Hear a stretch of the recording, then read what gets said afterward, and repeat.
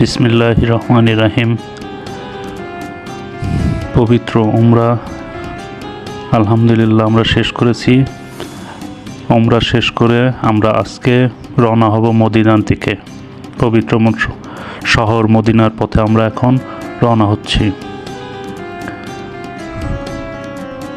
পবিত্র মক্কা থেকে মদিনার দূরত্ব প্রায় 450 কিলোমিটার বা তার একটু বেশি। এই 450 কিলোমিটার রাস্তা যেতে আমাদের প্রায় 4.5 ঘন্টার মতো সময় লেগেছে। রাস্তার মাঝখানে আমাদের একটা যাত্রা বিরতি ছিল, আমরা এখন সেই যাত্রা বিরতিতে আছি। এবং এই যে হোটেলটি দেখতে পাচ্ছেন, এই হোটেলটি মূলত পাকিস্তানিদের। এখানের ম্যাক্সিমাম কর্মচারী যারা আছেন সবাই পাকিস্তানি নাগরিক। আমরা হোটেলের একটু পিছন দিকে যাচ্ছি। পিছনের অংশ অনেক পাহাড়, অনেক খোলা এবং দূরে কিছু আবাসিক বাড়ি দেখা যাচ্ছে। ওখানে কিছু লোক বসবাস করেন। আমরা সেই পিছনের অংশটি দেখছি।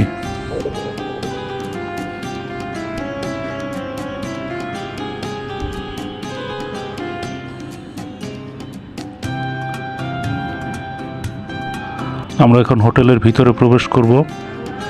এখানে আমাদের সাথে অনেকেই আছেন যারা উমরা শেষ করে পবিত্র নগরী মদিনাতে যাচ্ছেন। আমরাও যাচ্ছি সেই পবিত্র নগরী মদিনাতে।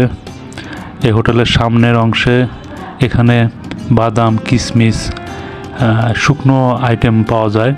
আপনি ইচ্ছে করলে এখান থেকে 5 রিয়াল থেকে শুরু করে 10-15 রিয়ালের আপনি বাদাম, কিশমিশ বা আরও বিভিন্ন ধরনের শুকনো খাবার আছে, সেগুলো আপনি ক্রয় করতে পারেন।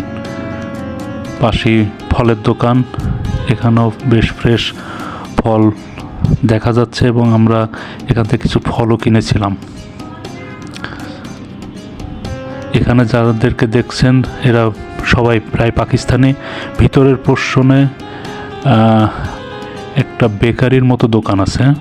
এই দোকানটিতেও আপনার চিপস, বিভিন্ন ধরনের পানীয় আছে। এছাড়া আপনি চকলেট পাবেন, কেক, পাউরুটি তো আছেই।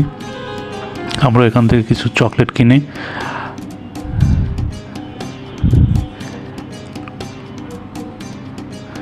এখানে চকলেটের সর্বনিম্ন যেটা দাম আছে সেটা হলো আপনার 3টা 2 রিয়াল বা 4টা 2 রিয়াল এইভাবে চকলেট দেয়। মানে 50 কি বলবো ওটা, মানে 50 পয়সা আর কি দিয়ে আপনার চকলেট কিনতে পারবেন। এছাড়া বিস্কুট আছে, বিভিন্ন ধরনের জুস, কোমল পানীয় এখান থেকে আপনি সংগ্রহ করতে পারবেন। এই হোটেলের ভিতরের অংশে আপনি রুটি, দুম্বার মাংস, খাসির মাংস, ইভেন ভাতও পাওয়া যায়। আপনি চাইলে সেগুলো খেতে পারেন। তো আমরা এখন এইসব খাবো না, কারণ আমরা প্রায় 1.5 ঘন্টা আগে নাস্তা করেই বের হয়েছি।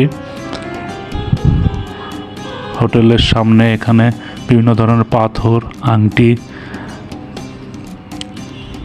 তসবি এই জিনিসগুলো পাওয়া যায়।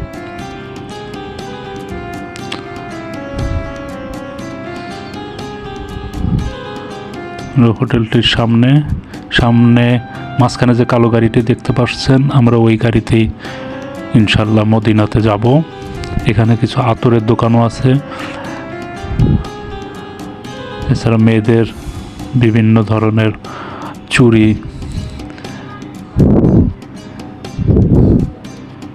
সহ বেশ কিছু জিনিসপত্র এখানে পাওয়া যায়। আপনি ইচ্ছা করলে এখান থেকে সংগ্রহ করতে পারবেন।